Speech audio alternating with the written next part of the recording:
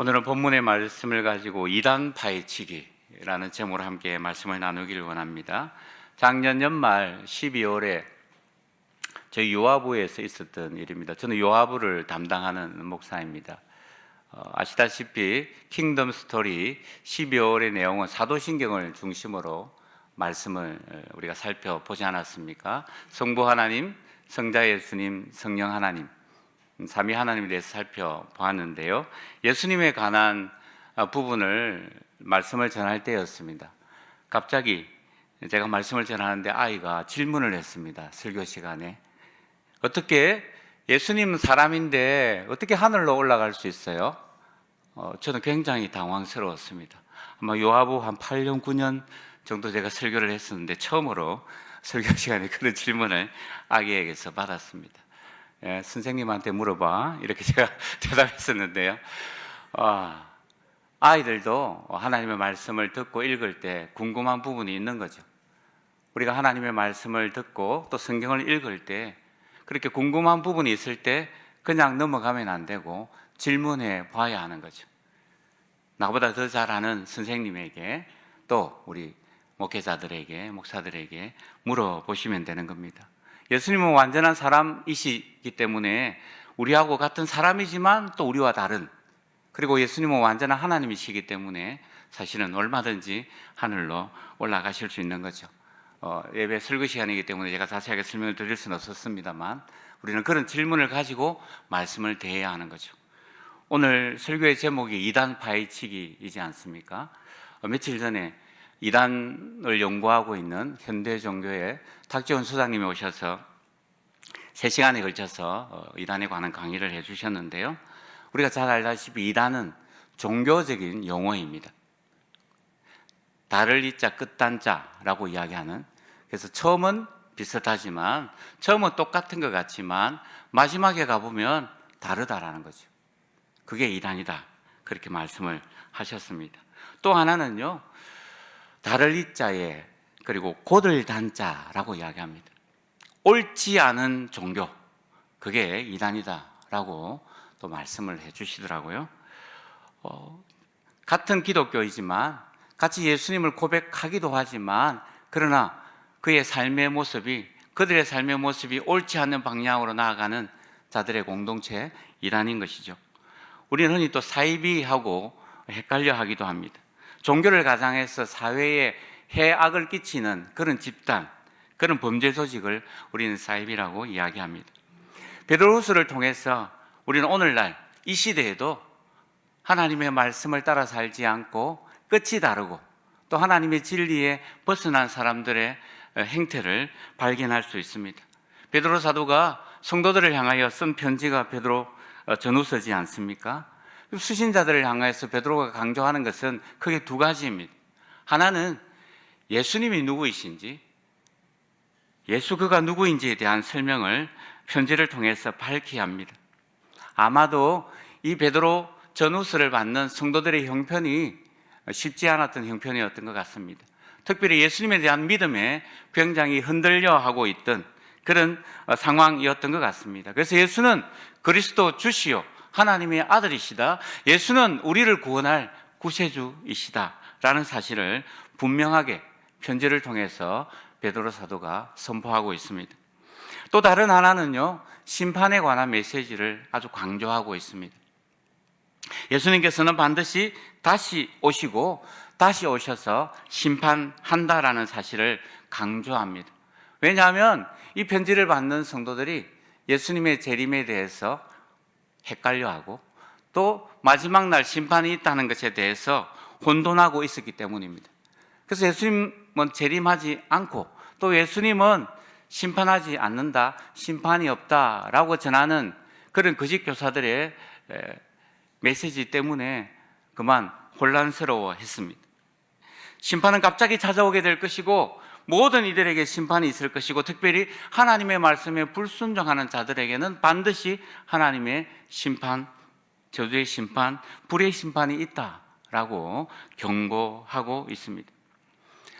구약의 수많은 거짓 선지자들이 나타나서 하나님의 백성들을 미혹하였던 것처럼 베드로 사도가 활동하던 그 시대에도 거짓 교사들이 활발하게 활동하고 있었습니다. 오늘날도 마찬가지죠. 특별히 아차산역 입구에 나와보면 아침부터 저녁까지 그 책을 그렇게 놓아두고 열심히 포교하는 그런 여호와의 정인, 구원파 신천지 이런 분들이 얼마나 열심히 전도하고 미혹하는지요. 신문을 나누고 소식지를 나누면서 그렇게 복음을 전하는 그런 사람들이, 거짓된 복음을 전하는 그런 자들이 우리 주위에도 오늘날 많이 활동하고 있습니다. 오늘 본문을 통해서 거짓 교사들이 어떤 자들인지, 이단이 어떤 자들인지, 또 그들에게 임할 하나님의 심판이 무엇인지 잠깐 살펴보기를 원합니다. 이들은 한마디로 권위를 비방하는 자들입니다. 거짓 교사들은, 이단들은 권위를 비방하는 자들입니다. 오늘 읽었던 베드로서 2장 10절 하반절에 보니까 이들은 당돌하고 자긍하며 떨지 않고 영광 있는 자들을 비방하거니와 라고 말씀하고 있습니다. 비방하되 당돌하고 자긍하며 떨지도 않고 담대하게 비난한다, 비방한다 말씀하고 있습니다. 이들에게서 경외함을 찾아볼 수가 없습니다. 공경하고 두려워함이 이들에게는 없습니다. 오히려 그 반대죠. 거만하고 대담하게 겁도 없이 영광 있는 자들을 비방한다라고 이야기합니다. 영광 있는 자들에 대한 해석이 좀 분분한데요, 믿음의 공동체 안에 있는 권위, 교회의 권위, 약속의 말씀을 전하는 자들에 대한 것을 영광 있는 자들이라고 우리는 해석해 볼 수 있을 것입니다. 베드로후서 이후에 나오는 유다서에 보면 이 비슷한 내용이 들어 있습니다. 유다서 8절에 보니까 꿈꾸는 이 사람들도 육체를 더럽히며 권위를 업신여기며 영광을 비방하는도다 라고 베드로후서 2장에 이 부분의 말씀과 비슷한 내용의 글을 싣고 있습니다. 이게 이단의 특징이죠. 특별히 교회 공동체 안에 권위 있는 자들을 제일 먼저 비방합니다. 이간질합니다. 지도자를 무너뜨리는 것을 중요하게 생각하고 지도자들을 모함하고 유혹합니다. 그래서 우리는 더욱 주의해야 하는 거죠. 교회의 중직자된 우리 성도님들, 특별히 이런 유혹 앞에 더욱 주의해야 합니다. 또한 우리는 교회의 중직자들을 향해서 더욱 간절히 중보 기도해야 합니다. 우리 담임 목사님, 교역자들, 우리 장로님들, 기관장들, 각 부서의 부장들, 또 여러분 가운데 함께하는 리더들을 위해서 기도해야 할 것입니다. 유다서 11절에 보니까 천사들도 비방하는 고발을 하지 않는다고 그렇게 말하고 있습니다. 유다서에서 천사장 미가엘이 모세의 시체에 관하여 마귀와 다투어 변론할 때 감히 비방하는 판결을 내리지 못했다라고 기록합니다. 오늘 베드로후서 2장 11절에 그렇게 말하고 있죠. 더 큰 힘과 능력을 가진 천사들도 주 앞에서 그들을 거슬러 비방하는 고발을 하지 아니하느니라 라고 이야기합니다. 그리고 계속해서 거짓 교사들은 마치 이성 없는 짐승과 같다라고 짐승에 비유하고 있습니다. 12절에 그렇게 말하고 있죠. 짐승은 이성을 가진 존재가 아닙니다. 그래서 짐승이 생각하고 고민하고 상대방을 배려하고 그런 짐승이 없습니다. 짐승은 본능대로 행하는 거죠. 배가 고프면 잡아 먹습니다. 아무리 먹음직스러운 짐승이 있어도 배가 부르면 또 짐승들은 잡아먹지 않습니다. 피곤하면 자고 아무 때나 어디서나 막 볼일을 봅니다. 부끄러워하는 그런 동물들 여러분 보았습니까? 짐승들은 그렇지 않습니다. 이단이나 이단 교리에 빠진 자들이 바로 그러합니다. 이 이성 없는 짐승과 얼마나 비슷한지요. 생각하지 않습니다. 그냥 본능이 요구하는 대로 그렇게 움직입니다. 자신의 생각이 없습니다. 무엇이 옳은지 무엇이 그른지 분별하지 않습니다. 그냥 지도자가 주는 대로, 지도자가 하라는 대로 그렇게 하는 거죠. 사도행전 17장 11절에 보면 베레아 사람들에 관한 이야기가 있습니다. 데살로니가 사람들보다 더 너그러워서 간절한 마음으로 말씀을 받고 이것이 그러한가 하여 날마다 성경을 상고했던 사람들이 베레아 사람들입니다. 설교 말씀을 듣고서 그 말씀을 상고했다고 이야기합니다. 상고하다라는 그 말의 뜻은 자세하게 골라내다, 그리고 채를 쳐서 가려내다라는 뜻이 있다고 합니다. 제가 어렸을 때 어머니께서 채를 가지고 채질하는 그런 모습들을 자주 보았습니다. 그물망이 있어서 채를 치면 굵은 알맹이들은 그대로 남고 가느다란 쭉정이 껍질들은 빠져나가죠. 그게 채질입니다. 키질 하는 것도 또 비슷합니다.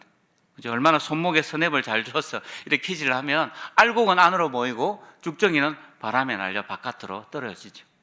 아무나 그렇게 잘 되는 건 아닌 것 같습니다. 우리 어머니들의 그 솜씨가 얼마나 좋은지요. 힘으로 막 한다고 되는 것 아니라는 걸 저도 경험해 보았습니다. 또 시골에서 콩 타작을 하고 나면 저녁에 마루나 안방에 천을 깔고 그 위에 그 콩 자루를 붓습니다.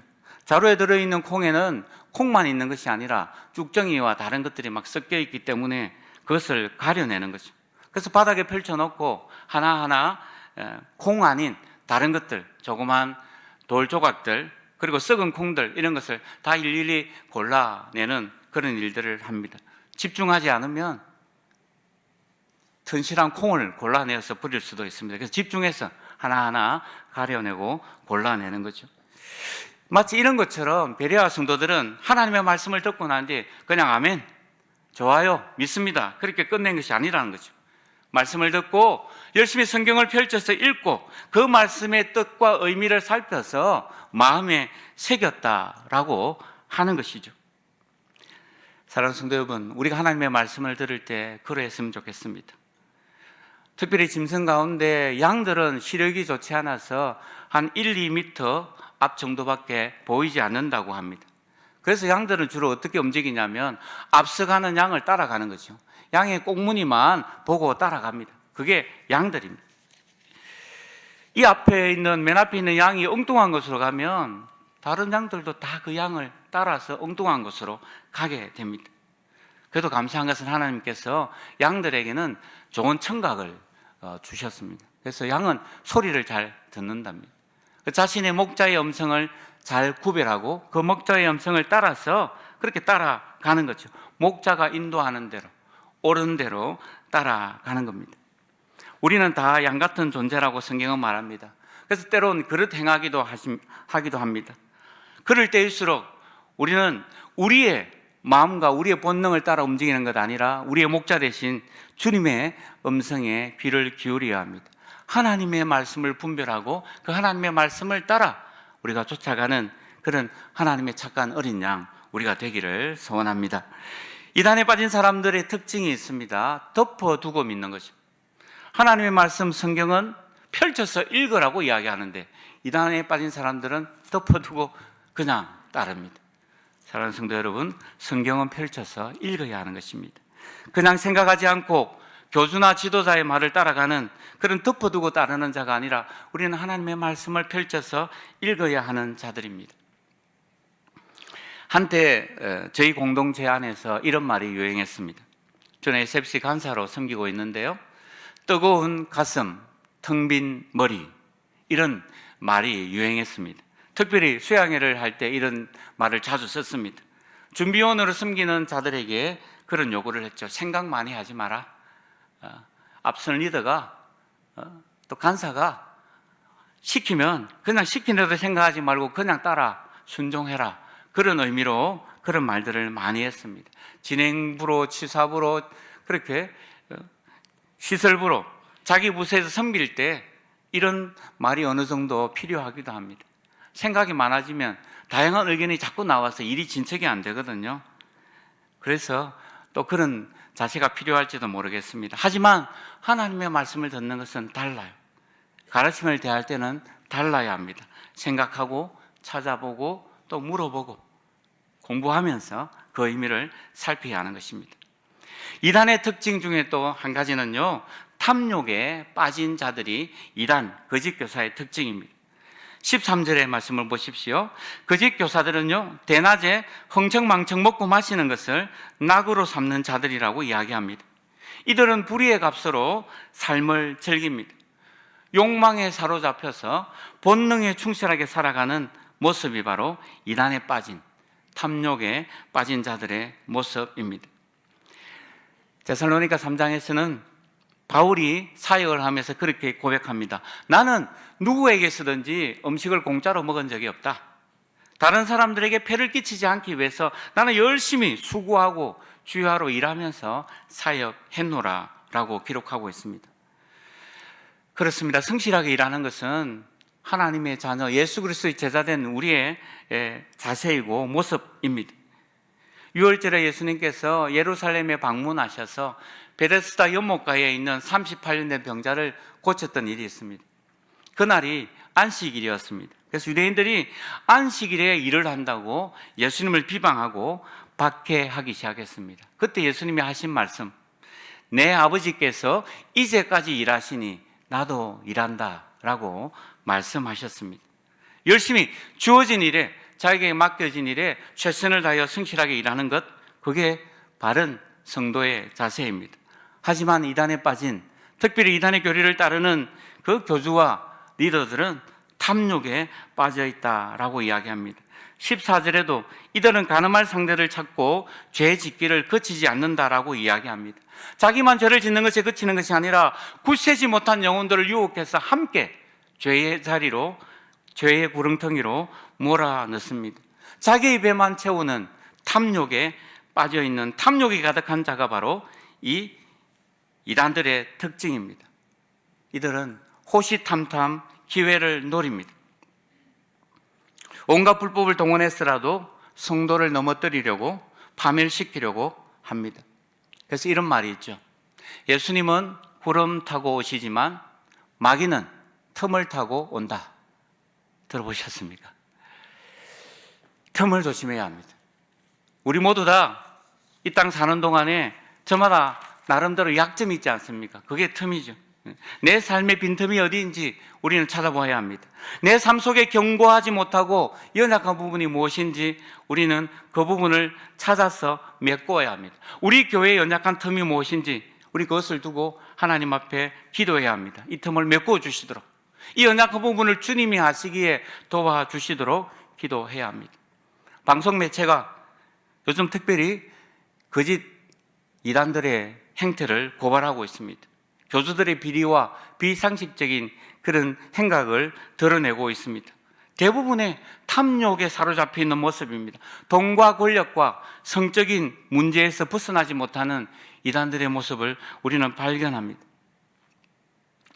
베드로 사도는 이런 이단들을 발람의 길을 따르는 자들이라고 말씀합니다.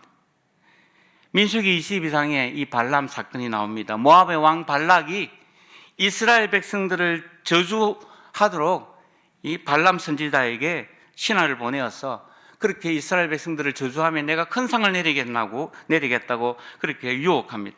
발람은 하나님께서 하지 말라고 분명히 금하셨음에도 불구하고 그 돈이 탐나고 그 복채가 탐이 나서 그 뇌물에 그만 유혹을 받아서 불의의 싹을 사랑했던 사람입니다. 그것 때문에 책망을 듣죠. 나귀에게 책망을 들은 유일무이한 사람, 그게 바로 발람 선지자입니다. 이렇게 이단의 교주들은, 이단에 빠진 사람들은 이런 일들, 이런 탐욕에 빠져있는 자리라는 사실을 알 수가 있습니다. 마지막으로 이들은요, 물 없는 샘이요 광풍에 밀려가는 안개 같은 자들이라 그렇게 말하고 있습니다. 사람들이 샘물을 찾는 게 뭐겠습니까? 물을 얻기 위한 것이지 않겠습니까? 그래서 목이 마르니까 물을 찾기 위해서 이전의 과거에는 샘을 찾습니다. 그 샘에 물이 없다면 그 샘은 아무런 소용이 없게 될 것입니다. 이단들의 주장은 이것처럼 아무런 유익도 없고 소용이 없게 되는 그런 모습처럼 무익하고 헛되고 공허한 것이 이단의 가르침입니다. 그들에게서 생명이나 열매를 찾을 수가 없습니다.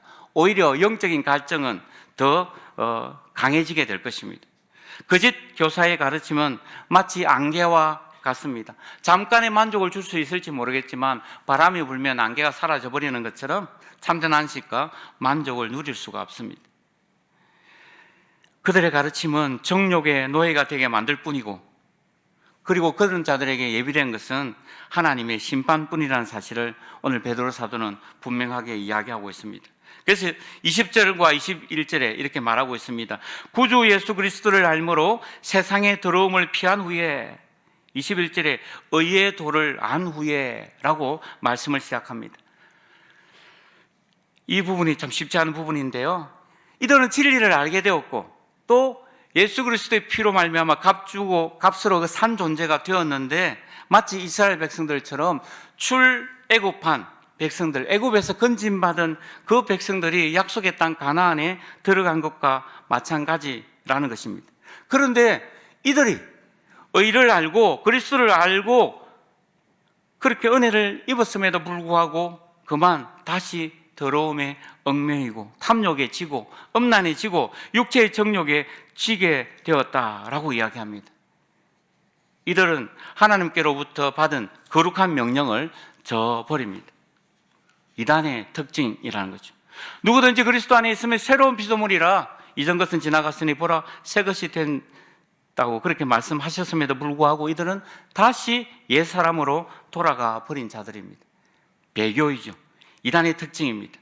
진리를 알았으나, 진리를 맛보았으나 진리를 알지 못하는 불신자들보다 더 나쁜 상황 속으로 들어가 버린 그런 안타까운 모습입니다. 예수님은 배신한 가룟 유다를 향해서 차라리 나지 아니하였더라면 더 좋을 뻔했다라고 말씀하셨지 않습니까? 오늘 아침 우리가 이 속담을 마음에 새겼으면 좋겠습니다. 개가 그 토하였던 것에 돌아가고 돼지가 씻었다가 더러운 구덩이에 도로 누웠다. 우리 중에 누가 이렇게 살고 싶은 사람이 있겠습니까? 아무도 그렇게 살고 싶지 않을 겁니다. 하지만 거짓 교사들, 이단들은 이렇게 살고 있습니다. 진리가 너희를 자유케 하리라고 말씀하셨는데 이들은 진리를 만나고 난 뒤에도 다시 죄의 구렁텅이로 빠져버립니다. 사랑하는 성도 여러분, 예수 그리스도를 믿음으로 우리는 구원을 받는 것 믿고 고백합니다. 하지만 행함 없는 믿음은 죽은 믿음이라는 사실도 우리 잊지 않아야 합니다. 그래서 오늘도 두렵고 떨림으로 우리의 구원을 이루어 가기를 원합니다. 이단들은 끊임없이 속이고 유혹하고 넘어지게 할 것입니다.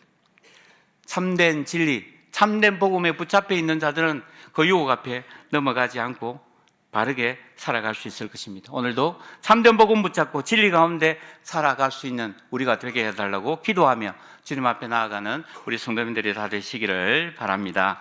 아멘.